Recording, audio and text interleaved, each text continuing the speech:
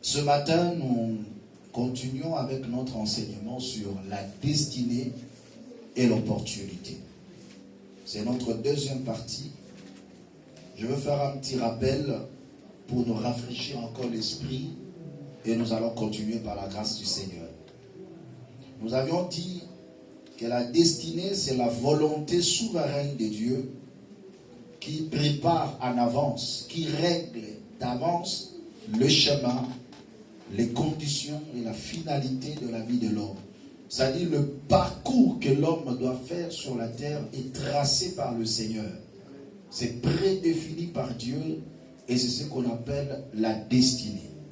Quelqu'un peut commencer avec le point zéro, quelqu'un peut commencer avec néant, mais son lendemain, c'est Dieu seul qui connaît. C'est Dieu qui a la maîtrise de la destinée d'une personne en accord avec Psaume chapitre 31, le verset 16, où David dit « Mes destinées sont entre tes mains. » Ta destinée n'est pas entre les mains de ton mari. Ta destinée n'est pas entre les mains de ta femme. Ta destinée n'est pas entre les mains de ton père. Ta destinée n'est pas entre les mains de ta mère, mais ta destinée est entre les mains de l'Éternel. Amen. Là, c'était le premier point et nous avions défini l'opportunité comme étant une occasion favorable que l'Éternel dispose devant une personne. Une occasion favorable. Et nous avions relié ces deux termes en disant ceci. Lorsque Dieu prévoit des choses dans ta vie, lorsque Dieu trace une destinée pour toi, sur le parcours de ta vie, il va te donner des opportunités pour t'amener à atteindre la destinée. Maintenant, le plus grand problème, c'est quoi? Toute personne qui ne saisit pas les opportunités que Dieu met devant lui, il n'atteindra pas la destinée que le Seigneur a prévue. Donc, ce sont des opportunités qui sont comme des chemins qui vont t'amener à atteindre la destinée. Voilà pourquoi on dit toujours qu'une opportunité que tu manques, c'est un avenir qui est gâté. C'est une destinée que tu passes outre. Alors, que le Seigneur t'accorde la grâce de saisir toute opportunité que le Seigneur met devant toi. Et nous avions dit, pour saisir des opportunités, tu dois savoir qu'il existe des hommes clés que l'Éternel mettra sur ton chemin. Il existe des milieux clés que le Seigneur permettra que tu puisses fouler la plante de ton pied. Et il y a aussi le moment favorable. Ce sont là les trois éléments qui caractérisent une opportunité dans la vie d'une personne. Les trois personnages, les trois éléments importants, les trois éléments à ne pas négliger. Des hommes clés, des milieux clés et des moments favorables. Il ne faut jamais rater. Tu peux rencontrer une bonne personne, tu peux être aussi dans un bon milieu, mais si tu ne saisis pas le temps, tu vas échouer. Vous savez bien aimé, même dans le domaine de la sémaille, tu peux avoir une bonne sémence, tu peux avoir une bonne terre, mais si ce n'est pas la saison, ça ne va pas bien germer. Ce sont ces trois choses qui sont tellement importantes pour notre vie, afin que nous puissions convertir nos opportunités à de grandes bénédictions. Est-ce que je peux parler? Amen. Gloire au Seigneur. Suivez-moi bien. Aujourd'hui, maintenant, je vais plus m'atteler sur le milieu. Parce que le dimanche passé, je me suis plus attelé sur les hommes clés. Dans la vie, Dieu permettra que tu puisses rencontrer des hommes de la destinée. Des hommes de la destinée existent. C'est-à-dire des personnes que Dieu met devant toi afin de t'amener à atteindre ta destinée. Et ça, c'est très, très important. Gloire à l'Éternel. Suivez très bien, on va prendre un verset. Zacharie chapitre 3, le verset 12. Excusez-moi. Zacharie chapitre 6, le verset 12.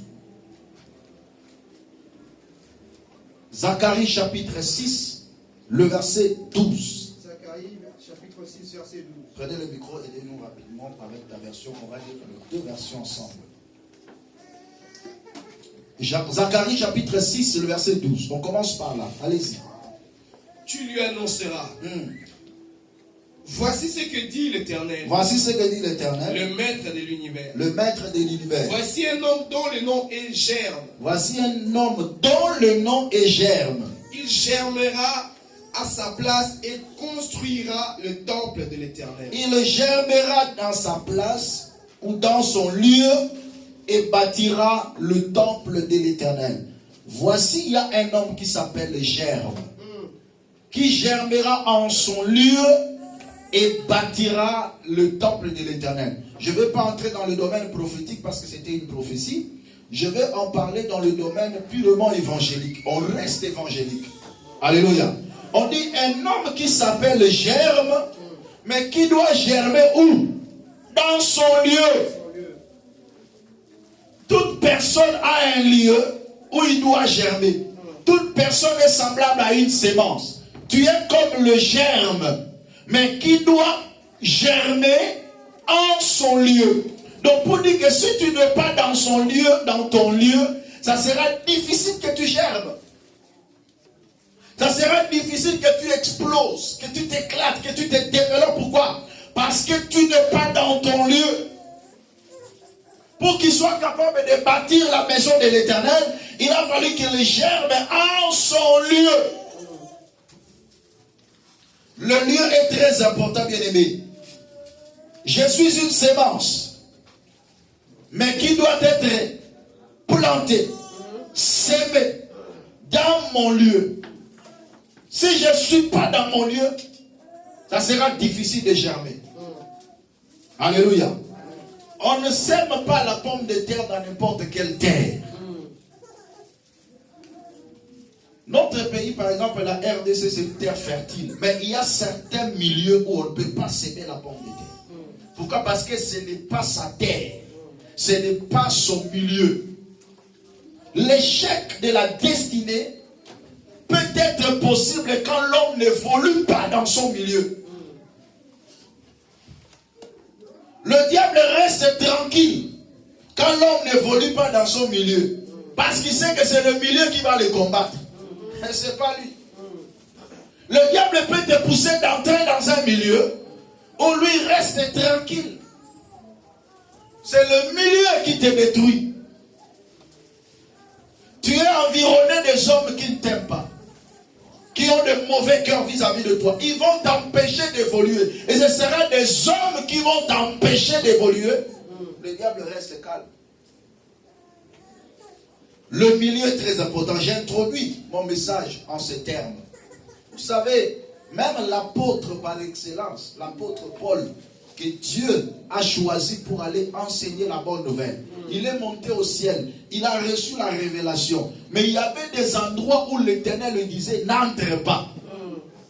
N'y va pas là-bas. Dieu lui a envoyé vers les nations, vers les païens. Mais il s'est retrouvé mort où? Alléluia. C'est ça le problème que nous avons. Quand l'homme n'évolue pas en son milieu, il mourra avant son temps. Jean-Baptiste est mort parce qu'il avait quitté son milieu. Avec le même évangile, il est entré dans la ville. Il a annoncé auprès du roi la repentance. On l'a fait arrêter. Pourquoi? C'était pas son milieu. Mais quand il était dans son milieu, les soldats venaient, les pharisiens venaient, les docteurs venaient, les gens de toute espèce venaient. Il leur parlait avec ardeur. Parfois les qualifiait de race de vipères. Personne ne pouvait mettre la main sur lui parce qu'il était dans son lieu.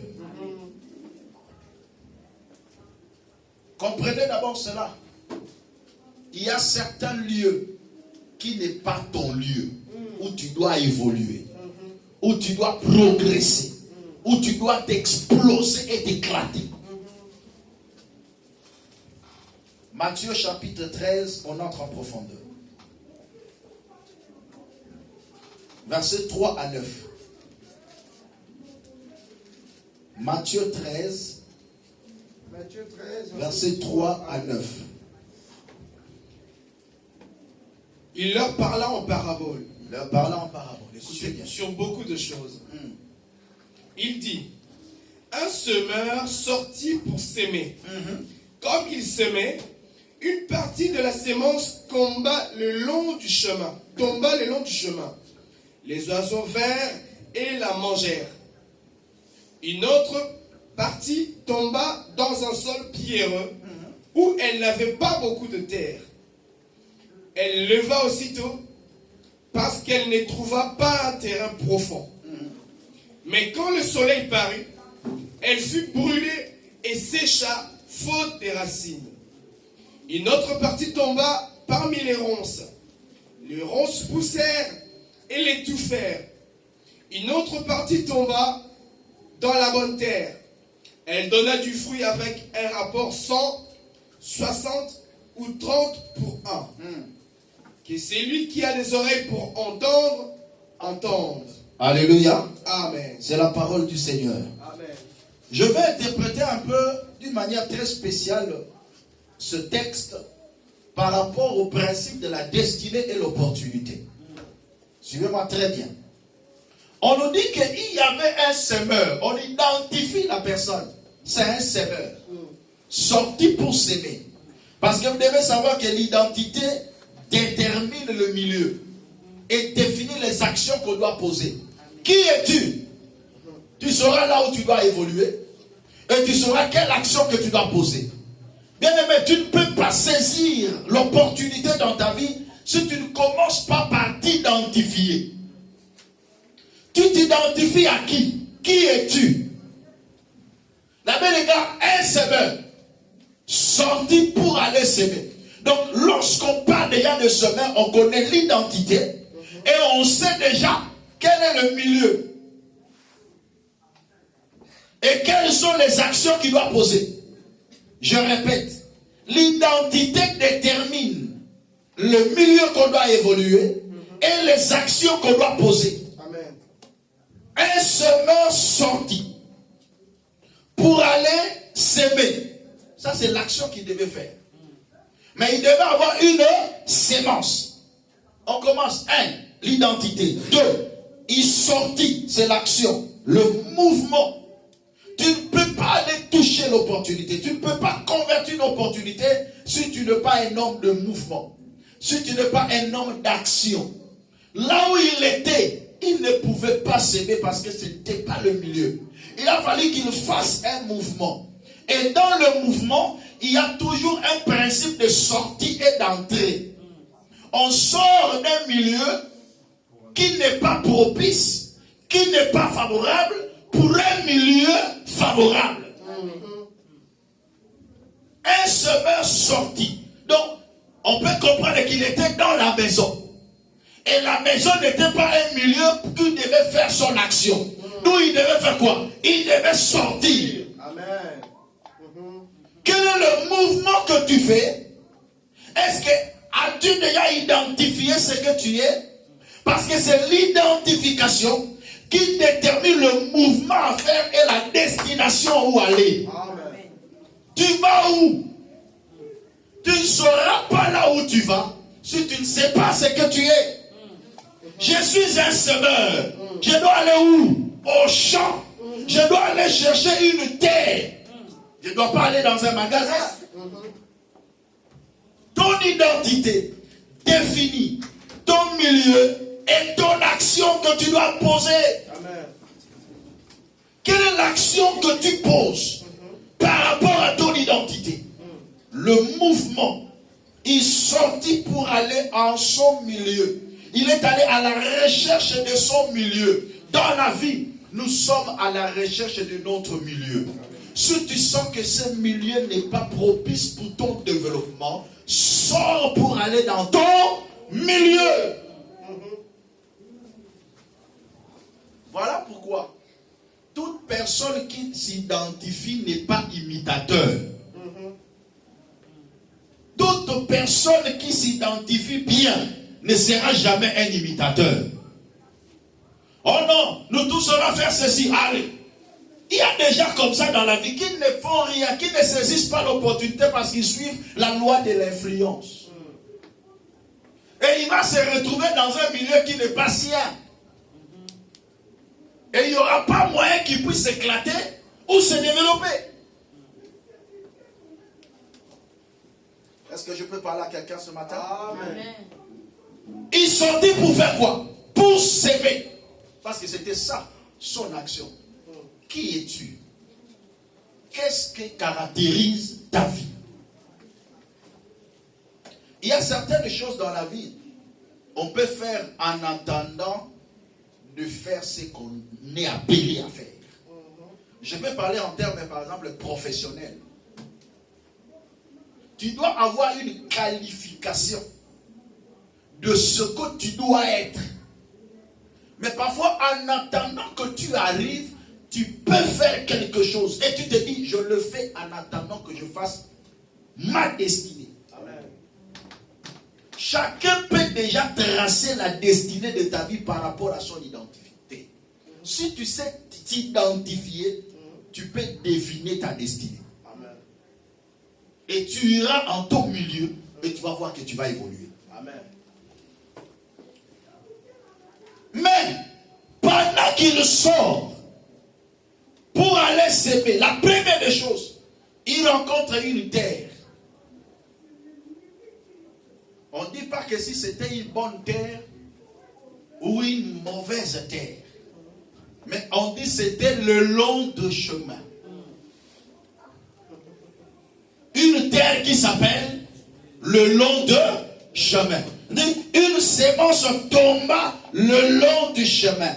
Et dès que la sémence tombe, les oiseaux sont venus. Pourquoi? Parce qu'en réalité, ce n'était pas une bonne terre. La terre propice pour s'aimer, c'est une terre qui a été labourée.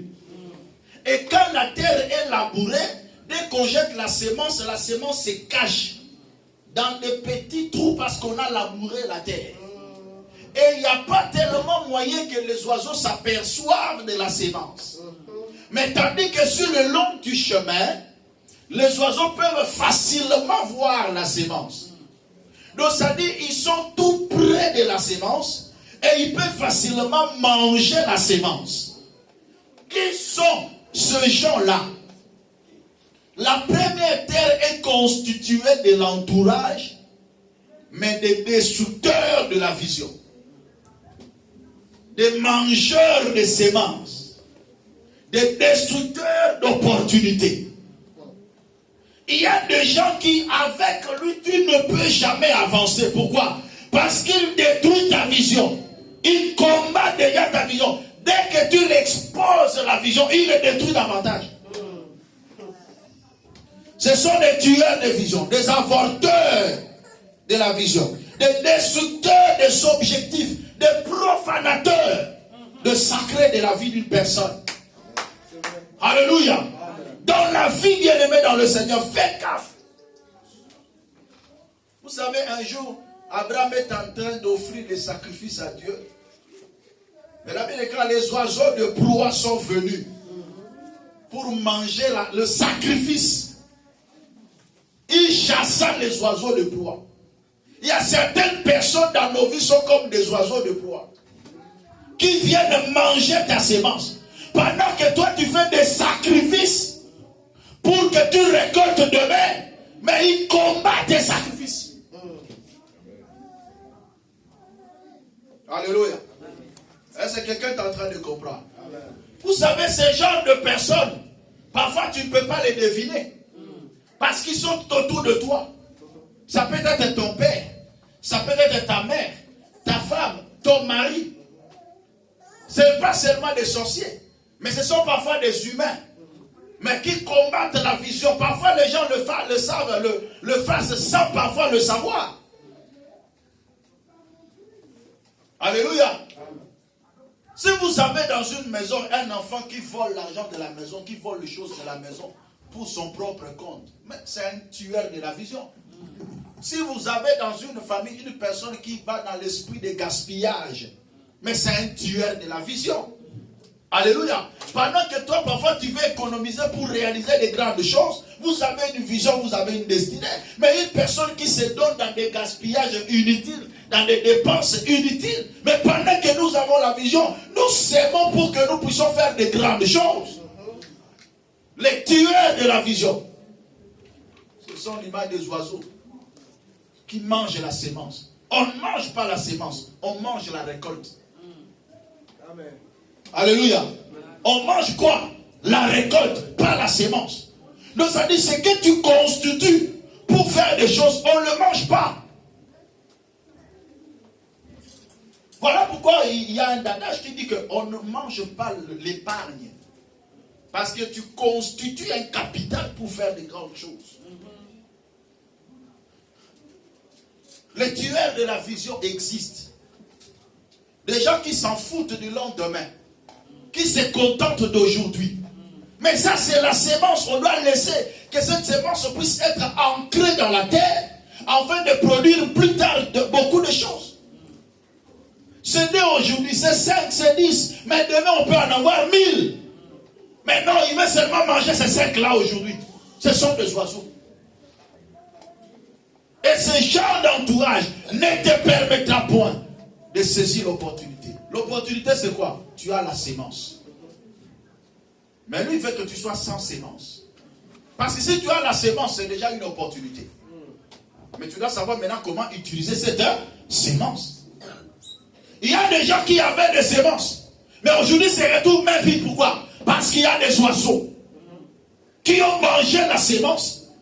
Et ils doivent encore se reconstituer à zéro pour aller chercher d'autres sémences. Le temps passe, l'âge avance et les choses ne marchent pas. Qui sont des oiseaux tout autour de toi? Je répète, on ne mange pas la sémence, mais on sème la sémence. Si tu as la sémence entre tes mains, c'est Dieu qui t'a donné. Mais la multiplication de la sémence, c'est ta part de responsabilité. Alléluia. La Bible déclare Dieu est le fournisseur de la semeur. C'est lui qui fournit la sémence au semeur. Il fournit la sémence au semeur. Dieu te donne peu, mais c'est toi qui dois le fructifier. Dieu ne va pas le fructifier à ta place. Il te donne toujours peu. Mais c'est à toi maintenant. C'est ça l'opportunité. L'opportunité, c'est ce que Dieu met entre tes mains. Et dans l'opportunité, tu as ta part de responsabilité. Mais tu dois savoir, j'évolue dans quel milieu pour que je saisisse bien l'opportunité que Dieu m'a mis entre mes mains, afin que je le développe pour que je sois meilleur demain. C'est ça le principe de la réussite dans le parcours de la vie. Regarde ton frère, dit, on ne mange pas tout aujourd'hui. On ne mange pas tout aujourd'hui. Deuxième élément, les épines. Les épines sont ce qui étouffe la sémence et empêche la sémence de grandir. Ce sont maintenant des gens qui te combattent. Ce sont des gens qui s'opposent à toi. Parce que la terre qui a des épines, la sémence est bel et bien tombée. La sémence est entrée. La sémence aussi commence à germer. Mais les épines commencent à étouffer maintenant là. La sémence, à détruire la production. Ce sont des gens maintenant qui s'élèvent, ou des esprits qui s'élèvent pour combattre ta vie, pour t'empêcher d'avancer. Pendant que toi tu es en train de faire des efforts et ils détruisent tes efforts. Est-ce que quelqu'un est en train de comprendre? Voilà pourquoi vous allez constater dans l'histoire de Jésus avec Pierre. Prenez la Bible. Je vais vous montrer quelque chose. Dans un même chapitre, Dieu s'est révélé sous 2 facettes. Jésus a changé d'attitude dans un seul chapitre. Et vous allez comprendre ça. Matthieu 16.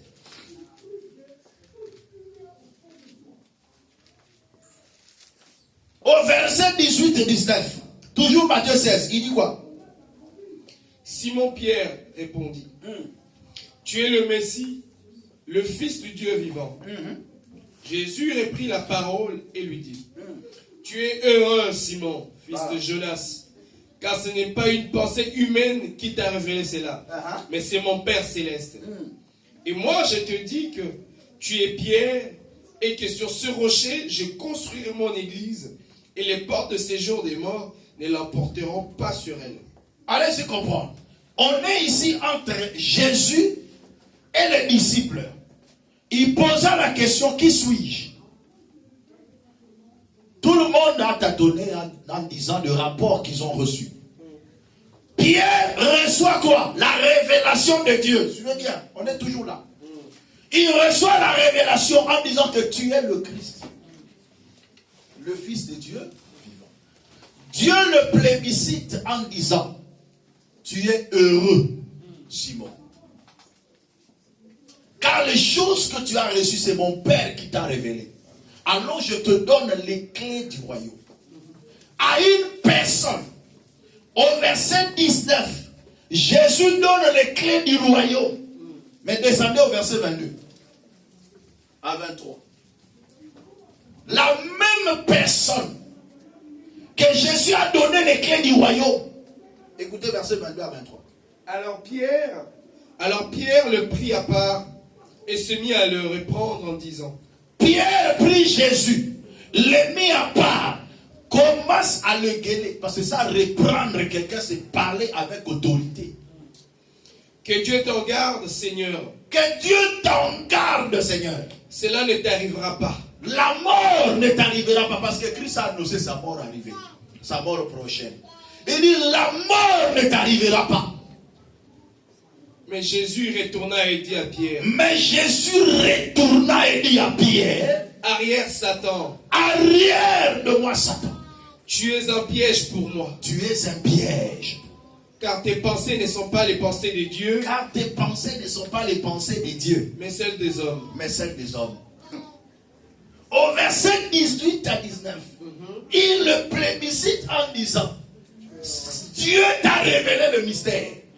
Mais au verset 22 à 23, il dit, tes pensées sont des hommes. Donc, notre entourage, il y a des temps où ils peuvent agir avec l'Esprit de Dieu. Et le diable aussi peut s'incarner. Alors, il faut avoir le discernement et l'autorité. Mais pourquoi Jésus a pris l'autorité sur Pierre? Parce que Pierre l'a empêché de mourir.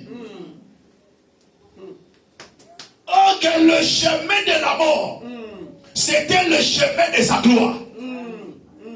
La souffrance par la croix, c'était l'opportunité que le Seigneur devait saisir pour atteindre sa destinée. Afin qu'on le dise aujourd'hui, il a reçu un nom qui a été élevé au-dessus de tout nom, afin qu'au nom de Jésus, tout genou fléchisse. Alléluia. Parce que vous devez savoir que celui qui t'empêche la souffrance t'empêche le muscle. Celui qui t'empêche de souffrir t'empêche d'avoir le muscle. Il y a certaines souffrances qui nous donnent le muscle. On doit passer par là. Je vous avais dit, les opportunités ne viennent pas seulement sous forme de bonheur, mais ça peut aussi venir sous forme de conditions difficiles. Mais tu dois savoir dénicher que dans ces conditions difficiles, il y a l'opportunité. Car la vie est une série d'obstacles qui gardent des grandes clés de bénédiction. Tu peux voir ta vie est remplie d'obstacles. Mais derrière chaque obstacle, il y a une opportunité de bénédiction. Derrière chaque combat, il peut y avoir une opportunité. Jésus a compris que non, moi je suis en train de germer, mais Pierre veut m'étouffer. Pierre était constitué comme une épine pour le Seigneur. Il dit, arrière de moi Satan, cette pensée n'est pas de Dieu. Il pouvait entrer dans comment on peut dire, dans une certaine légèreté en disant que non, Pierre c'est mon moutou quoi. Hein? Il a eu la révélation pour moi, donc il ne peut pas me faire du mal. Mais Pierre a reçu la révélation, ok. Mais en ce moment-là, il devient une épine. Quelqu'un peut-être a une opportunité de bénédiction aujourd'hui, mais demain, lorsqu'il va devenir une épine, il faut discerner.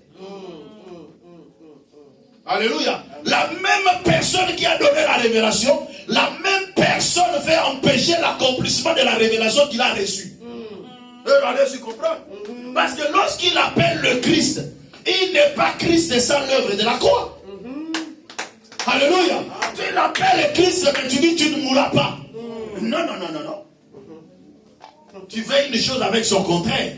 Tu révèles une chose et de l'autre côté tu combats. Jésus a compris que non, ce n'est plus lui. Il faut avoir les yeux spirituels pour discerner, pour comprendre les attitudes de personnes afin de réagir en guise de cause. Amen.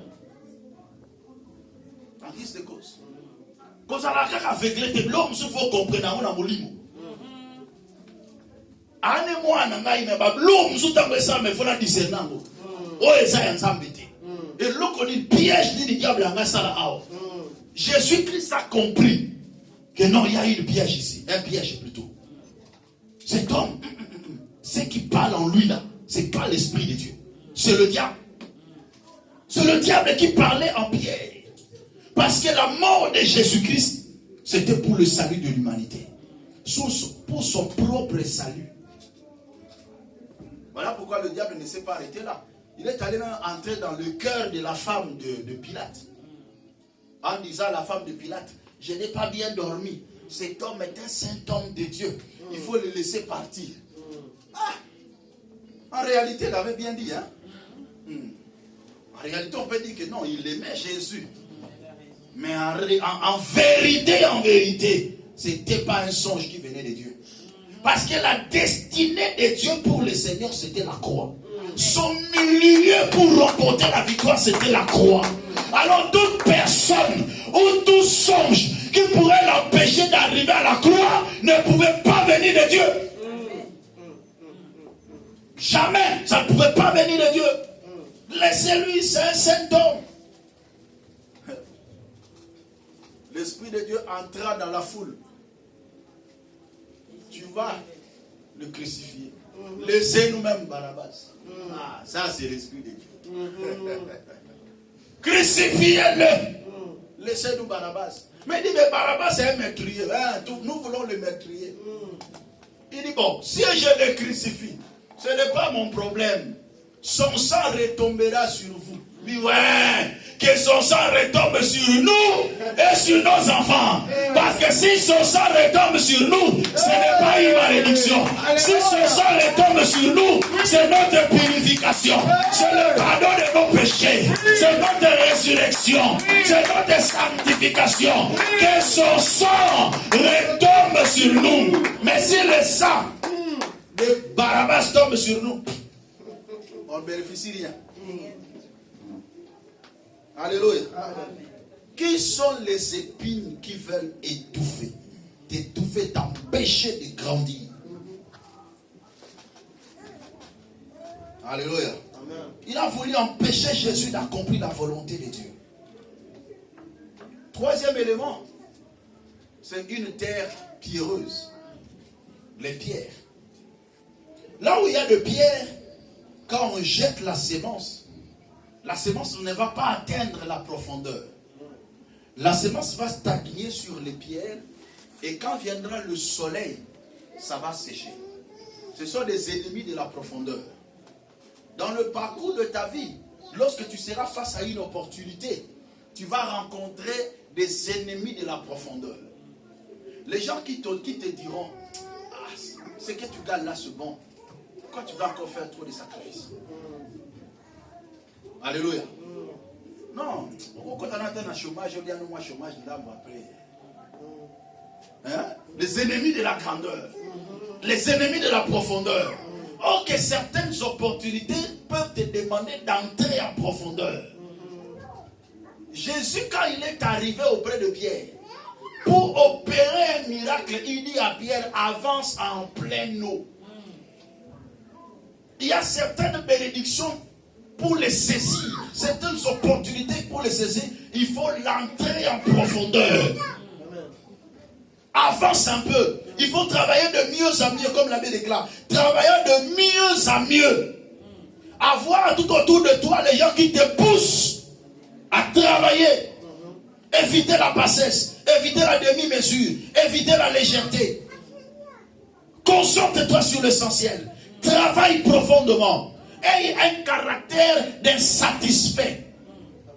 Je ne suis pas toujours satisfait. Je gagne ceci, je ne suis pas toujours satisfait. Je dois faire mieux encore. Je dois encore travailler de mieux en mieux. Quel que soit dans l'œuvre du Seigneur, quel que soit dans le travail charnel, fais de mieux en mieux. Tu gagnes 10, non, ça ne suffit pas. Il faut que je gagne 20, ça ne suffit pas. Il faut 30. C'est comme ça qu'on monte, c'est comme ça qu'on avance.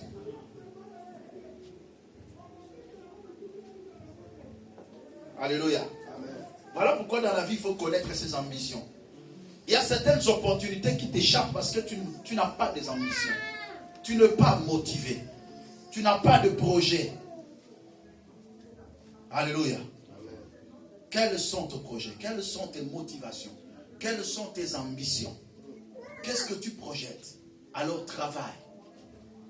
Travaille de mieux en mieux. Développe ce que tu as.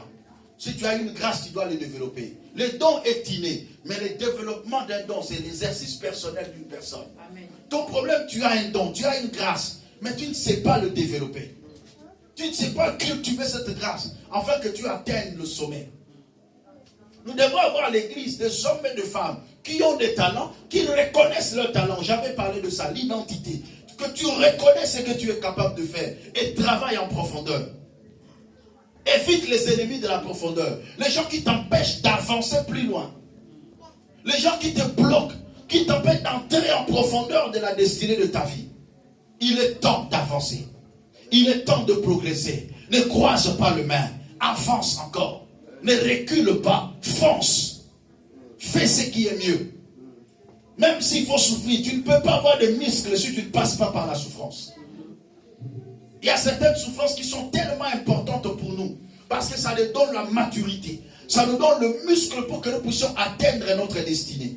Tu as des opportunités qui passent devant toi inaperçues et tu n'arrives pas à les saisir. Il est temps de travailler. Il est temps de se lever. Il est temps de se concentrer sur l'essentiel. Bannir la futilité. Ce n'est plus le temps des demi-mesures. Ce n'est plus le temps de la légèreté. C'est le temps de se concentrer sur l'essentiel. C'est le temps de se focaliser et d'entrer dans le travail.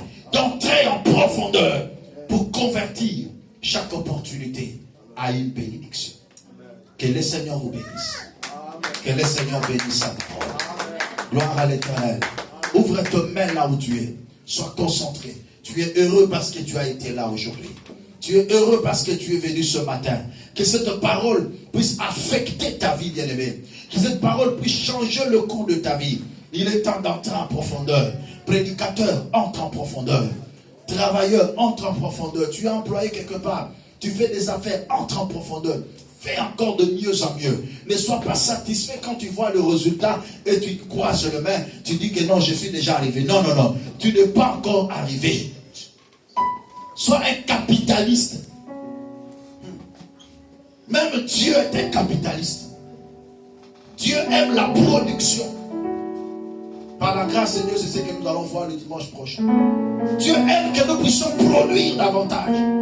Quand quelqu'un ne produit pas, Dieu ne l'aime pas. Dieu se fâche toujours. Dis à Dieu, aide-moi d'entrer en profondeur. Aide-moi à discerner mon entourage. Aide-moi à discerner quel est le plan du diable qui m'empêche de saisir mon opportunité. Prions ensemble au nom de Jésus-Christ. Alléluia. Seigneur, mon Dieu, tu mets devant moi les différentes opportunités à saisir. Je te prie, Seigneur, afin que tu m'accordes la grâce de saisir chaque opportunité sur le chemin de ma vie, Seigneur. Dans le nom puissant de Jésus-Christ. Yahweh, sois mon Dieu. Yahweh, marche avec moi. Dans le nom de Jésus-Christ. Je veux voir ta gloire, Seigneur. Je veux saisir l'opportunité. Seigneur, ma vie est remplie d'opportunités devant moi. Mais le problème, Seigneur, accorde-moi le discernement. Accorde-moi la force, mon Dieu. Accorde-moi la grâce, papa, afin de saisir, afin de convertir chaque opportunité à une bénédiction. Au nom de Jésus-Christ de Nazareth. Alléluia. Dieu Tout-Puissant, quand mon cœur considère que l'univers créé par ton pouvoir, le ciel nazi, les éclairs de ton air, le clair matin ou les ombres du soir,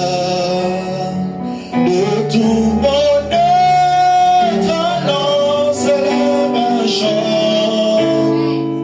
Dieu Tout-Puissant, que tu es grand. De tout mon être lance un chant. Dieu Tout-Puissant, que tu es grand. Prends autorité sur tout ce qui t'empêche d'avancer. Tout ce qui constitue comme des pines sous ton chemin. Commence à le chasser au nom de Jésus. Nous prions. Alléluia. Au nom puissant de Jésus-Christ de Nazareth. En vertu de l'autorité du pouvoir divin que tu nous as conféré.